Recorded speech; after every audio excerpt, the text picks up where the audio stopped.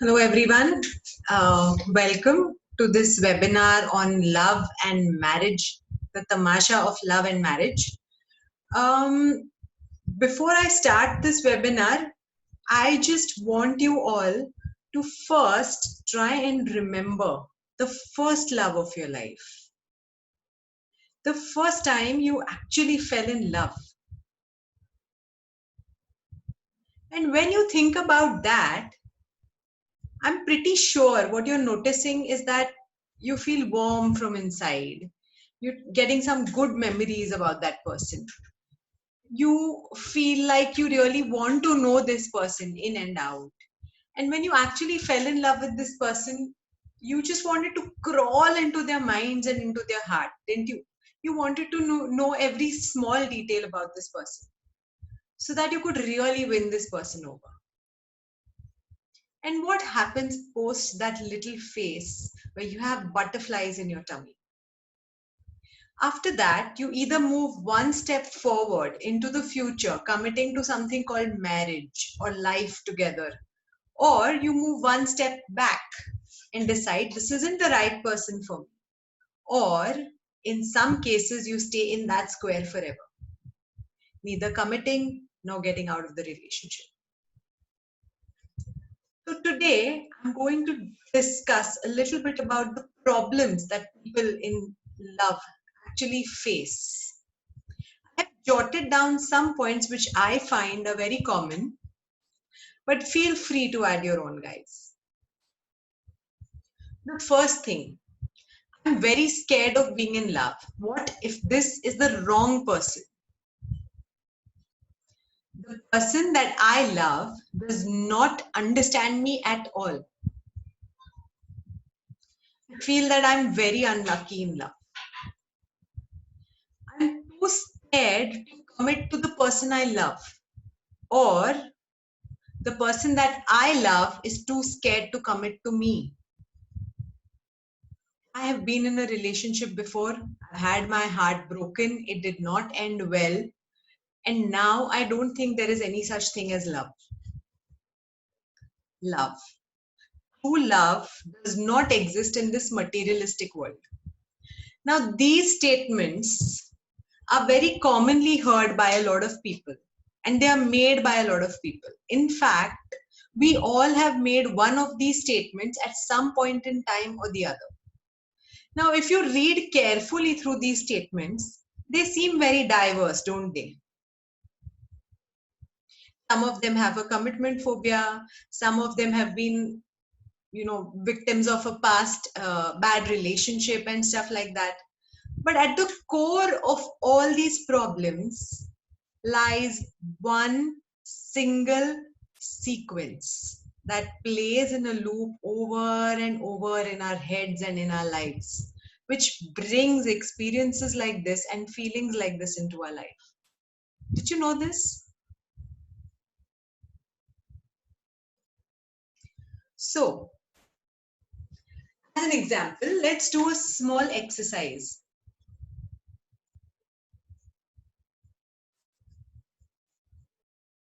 I want you all to close your eyes.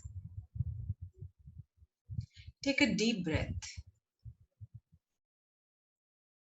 And now, I want you to think about the most recent time in your life that you went out and purchased a particular food item.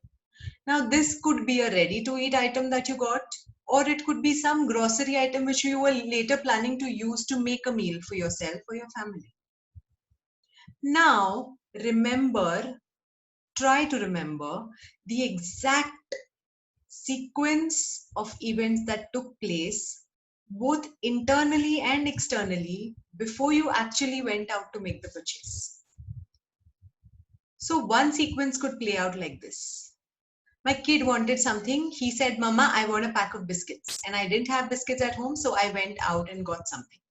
So it's very clear in this example that the stimulus was an external thing, like somebody else asked for it.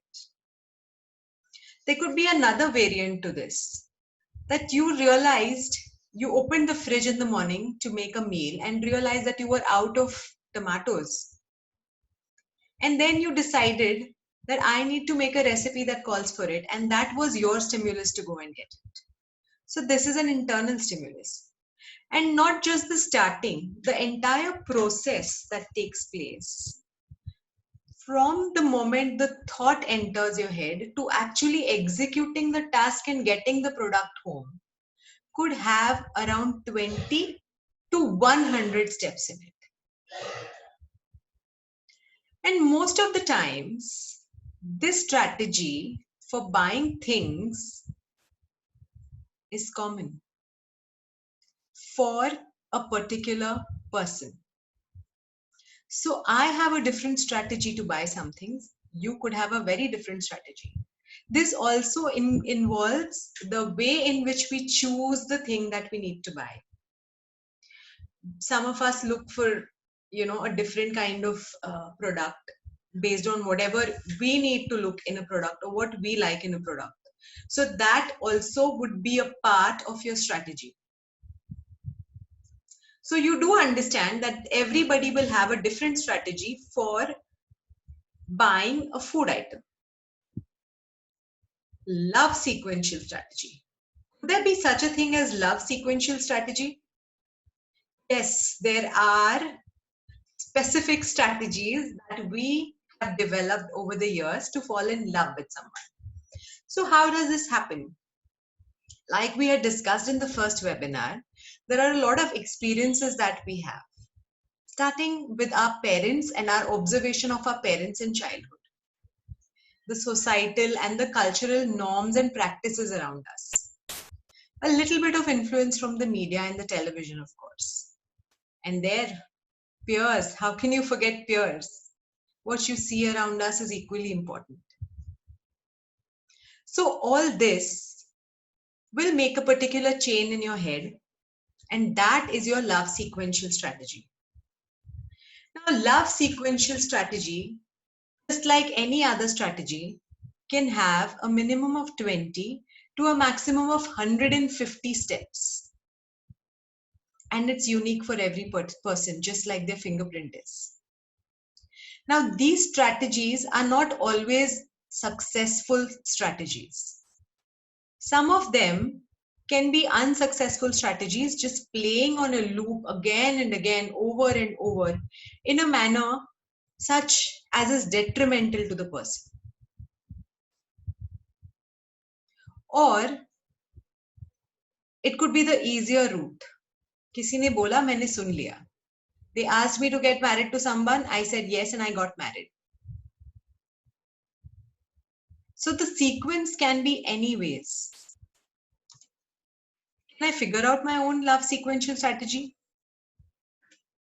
No, you need a guide to figure out your love sequential strategy. You know why?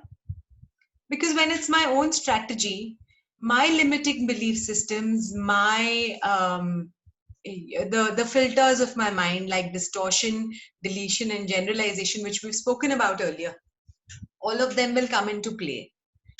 And these filters will prevent me from seeing things as it is. So it's not possible for me to identify my own sequential strategy for anything. And especially when there is something emotional such as love involved, I'm sure we'll all make mistakes. That is why you need a guide to help you figure it out. Why do you need to know your own strategy? If you keep using the same method, you will never achieve a different outcome. Think of a person who is afraid to commit. He meets a girl, falls in love with her, spends some time together, finds out that he's really compatible with this girl. Then this girl wants some sort of commitment from him. And he, being a commitment phobe, just runs away.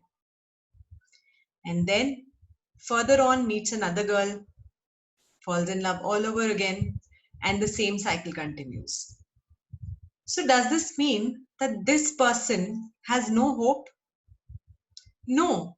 All we need to do is figure out his strategy and help him overcome it it is very easy for us to figure out the strategies and overcome it, guys, if you have the help of a guide. Sequential strategies in terms of love and relationships is good, but there are a lot of other applications for sequential strategies, like you can see here. It can be used in business to evaluate dropping sales and the causes. Now, imagine a person whose business entails meeting clients every day and selling the product. Now, what happens if this person has a sequence that does not end in a sale? And he's using the sequence over and over and over again for all his prospective clients. He'll just keep meeting failure all his life because the entire sequence of events hasn't changed. Let's take children. Kids have this tendency, they are good in some subjects, they are bad in the others. So does it mean that if my child is bad in languages, there is no way to overcome it? No, if you figure out the sequential strategy to why he doesn't like a particular subject or why he's consistently getting bad grades in it, you will be able to overcome it. Another important place where sequential strategies can be used is addictions. Did you know that you can break the habit of smoking in a single day by use of the strategy? It's true, guys, and I have seen it happen. Premarital counseling. Premarital counseling is very essential, and sequential strategies plays a very important part in it. Anybody who's undergoing repetitive failures in any aspect of their lives, you can use the sequential strategies for this person to help this person overcome the failure and finally find success. Improving a parent and child relationships. Now think about a teenage child, a sulky, sullen, staying in their own world. The parent is unable to communicate. What do you do for such a relationship? You figure out each of their sequential strategies and see where there's a mismatch. The same thing can be used in maladjustments with the in-laws as well, where the son-in-law is not getting along with the spouse's parents, or the daughter-in-law is not getting along with her in-laws. I have seen beautiful results in improving relationships also with sequential strategies. Let's move on to the next phase of life. First comes love, then comes marriage, guys. That's right. Why did I call this presentation the marriage tamasha? Wedding. That one day in our life, which we work so hard towards. We want it to be perfect. We want it to be the best day of our lives. When actually, it is the rest of the life that counts. The marriage that counts, not the wedding. And yet, how much effort do we put into that marriage on a daily basis compared to the effort that we put into that one day of wedding? Think about it. Where do marital problems start? Marital problems.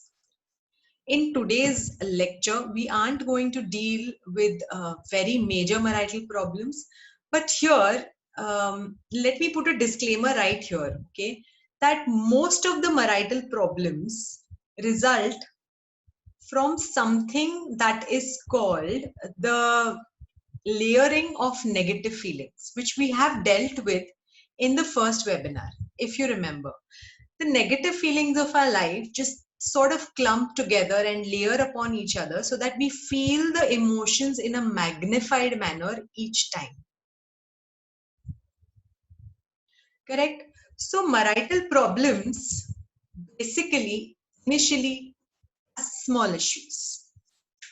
And they happen repeatedly in our lives, and they keep happening and they keep happening, and then you have some other incident and this incident and that incident, and everything clumps together and it makes it so big when it's actually this small. So I have made a list of common big, which is actually tiny marital problem. She does not keep the house clean enough or cook well enough.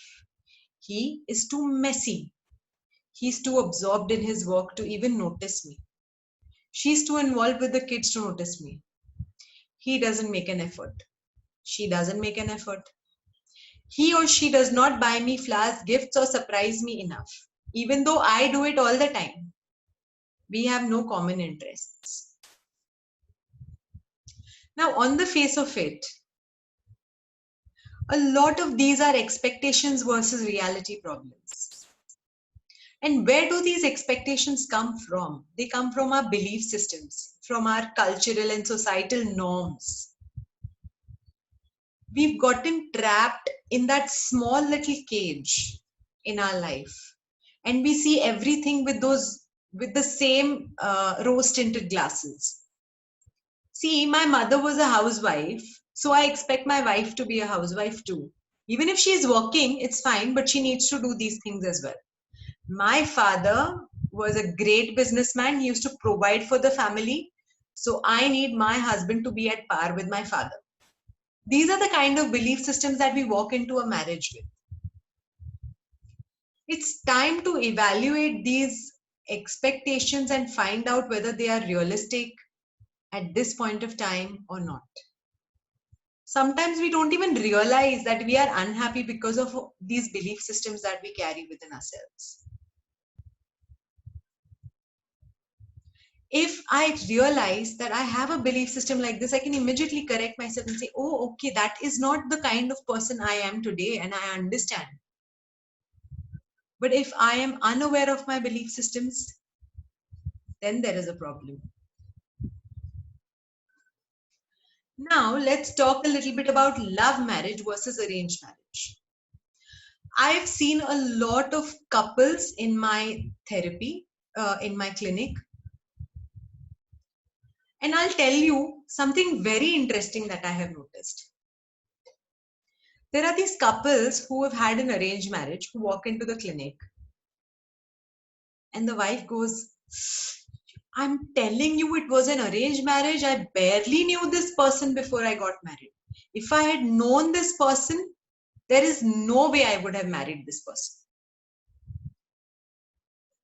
Now let's talk about a love marriage. So this person comes in and says, you know, I fell in love with this person. We had a very long courtship period. I thought I knew everything about him. After marriage, I realized this is a completely different person. If I had known this about him or her, I wouldn't have married this person. So for all practical purposes, whether it's a love marriage or an arranged marriage, people don't know each other. They are married to something very different from what their imagination was. Again, over here, a lot of your belief systems and your presuppositions about people is actually tinting the way you look at this person. So, as a guide, what I do is I make them aware of where these feelings are actually coming from. And once the awareness is there, it's very easy to move on and get over these feelings. Do you remember this, guys? We used this figure in the first session itself.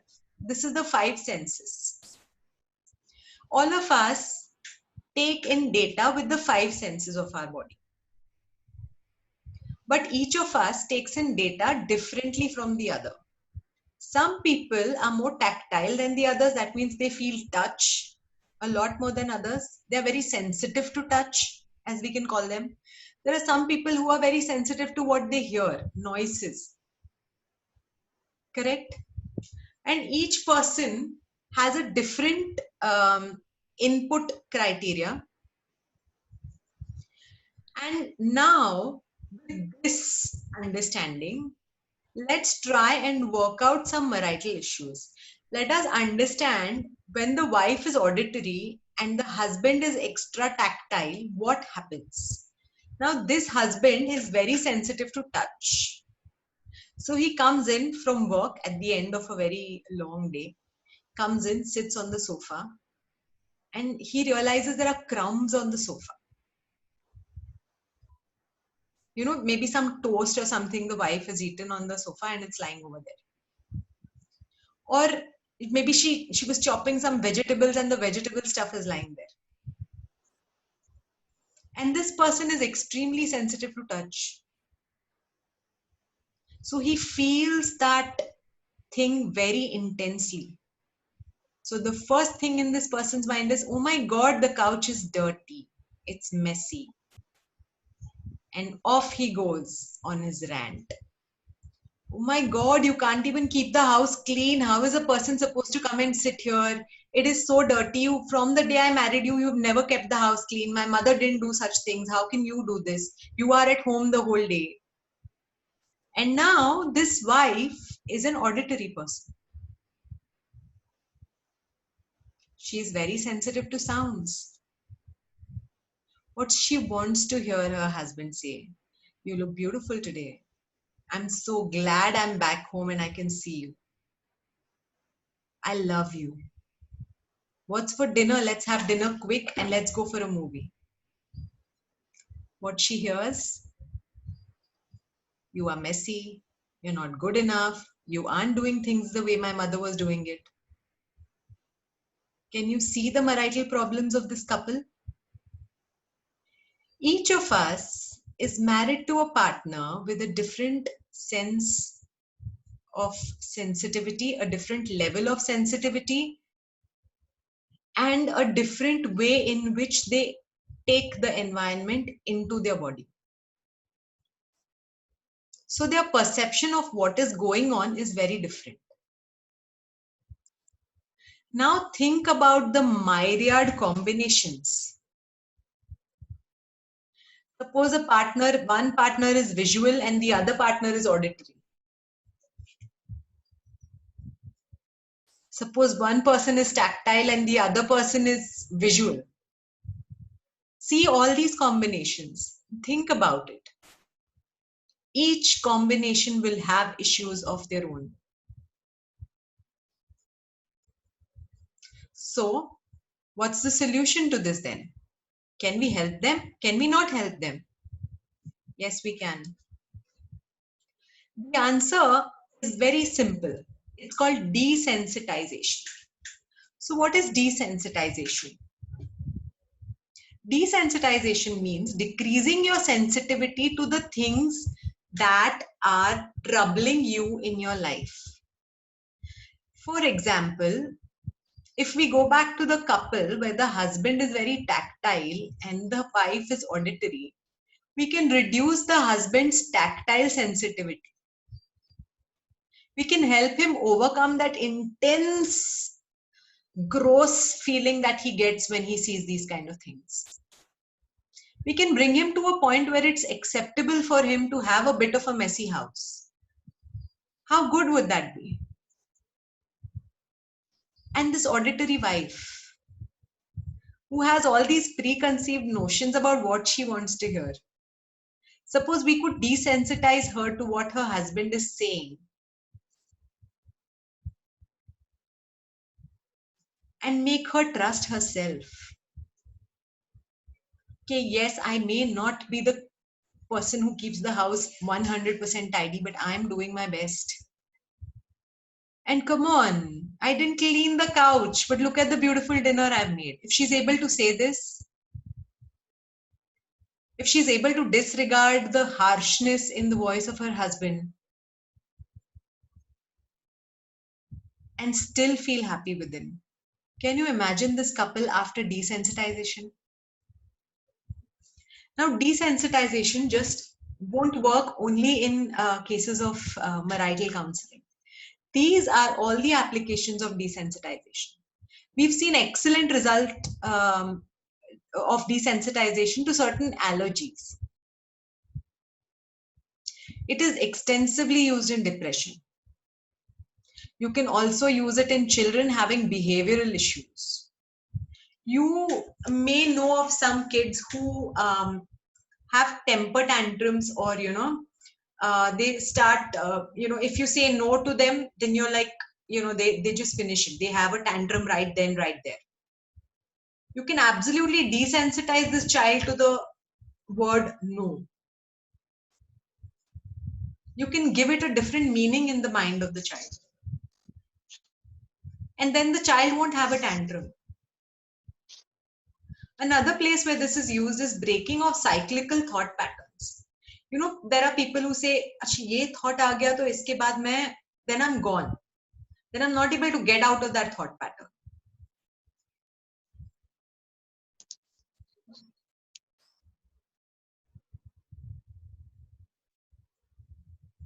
Rahul, I'll come to your question in a while. So these cyclical thought patterns can also be broken in using desensitization.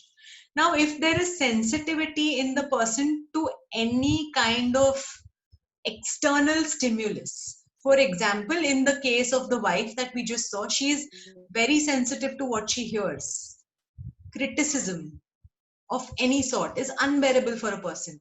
Now, in people like this, desensitization can be used, and then this person becomes very centered, and he's able to bear a lot of things and able to take things in a rational manner and able to proceed with his life even though such things are happening around him.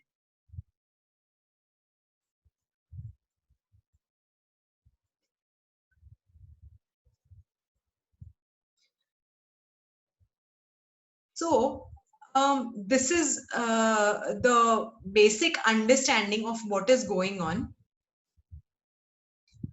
Okay, now let me go back to this one question. What is role of space, area, and disturbed relationship? Every individual has 3 layers. First for external, second for family. Rahul, can you unmute yourself and ask me this question, because I'll be able to help you with it if you can ask me this question.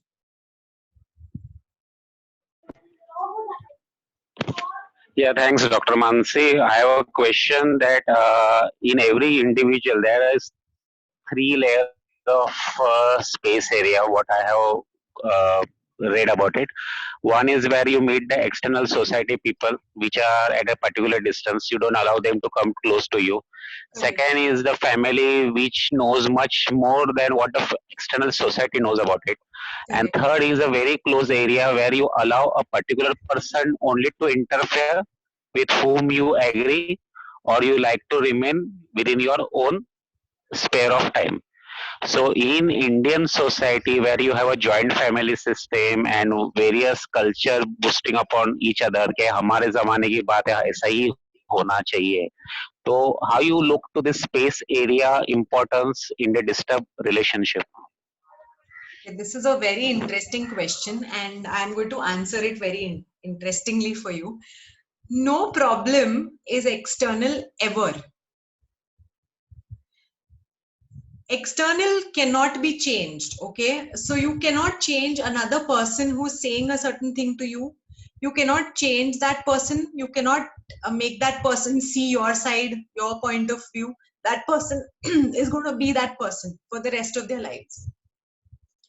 What you can change is how you feel internally about what that person is saying. Okay, so suppose somebody is coming and telling me that you are not good enough because you can't cook well.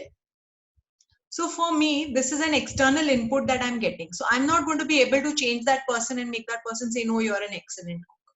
That's not going to happen. But inside my mind, I can change my way of thinking, which is actually going to, you know, my thinking could be, I'm not even good at this. I can't even cook. I mean, it's like the most basic thing that a person can do, but I can't even do that. Instead of thinking that, if I could change my thinking and say, okay, I'm not very good at it, but I have improved compared to what I used to do earlier. Or I'm doing so much more with my life, cooking is not important to me. So if I can change my reaction to what is being said, then my problem is solved. The external problem will not affect me anymore. Got it?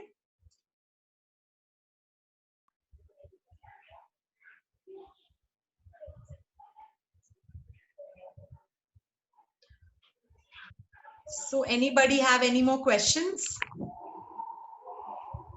Rahul, does that answer your question, or No, little bit of means what I mean to say that space area is an area where a person, individual person, remain in his own world, where he has a total freedom about himself, how he wants to behave, how he wants to think, how he wants to express.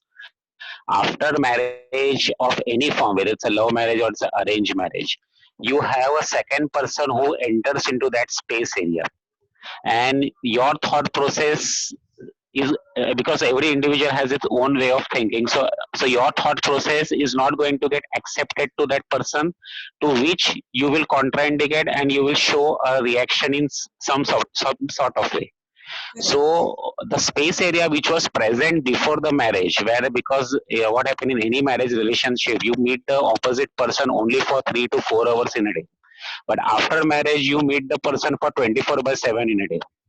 So there is a chances that your nature cannot remain the same. It always fluctuates in Correct. 24 hours. Correct. So so is it necessary that every relationship should respect that space area? Means if anyone wants that please give me the time. I want to be in myself. And our 100%. society or our couples 100%. in a society should understand, yes, yeah, so that thing which is missing in our society, what I personally feel, because being a joint family system or the type of Indian culture what we have करके के सब लोग मिलजुल के सब एक साथ में रहो करके तो is there the thing that individual person does not get a time to rethink, because हमेशा डिप्रेशन में अगर कहीं भी देखा रहेगा एंगर में, that person is a good thinker when his anger goes away, and for letting the anger go away he requires that space area where he can keep silently with himself, he can sit alone. But ये कहीं अगर miss हो जाता है relationship में, तो do you think that that disturbs the relationship badly? Absolutely. 100%. See, because somebody who's unhappy from inside cannot Okay, give okay, happiness thank to you. other people. Okay? So if I'm unhappy, I cannot give my partner any kind of happiness. Can you hear me? Okay. So if I am unhappy from within, Yeah, I cannot give happiness externally to other people. So in this case, it is better if the husband and wife both realize कि ऐसा कुछ चल रहा है, where this person is not happy because of something, and they go to a counselor, sit down, and try to evaluate कि where is this gap in thinking coming from, and then try to find out if there something can be done. Because in the example that you just mentioned, I feel that this person just needs to be alone for some time during the day and do their own things. So maybe you can talk to the partner and try to make them understand why you need this space to be alone, or why you need to behave in a certain way in certain situations, or why you need that space for yourself. And then it is also up to the other person to try and give that to you. But it is very necessary, and it is absolutely essential for a person's sanity basically to have their own space and time. Okay, thank you. Does anybody have any other questions?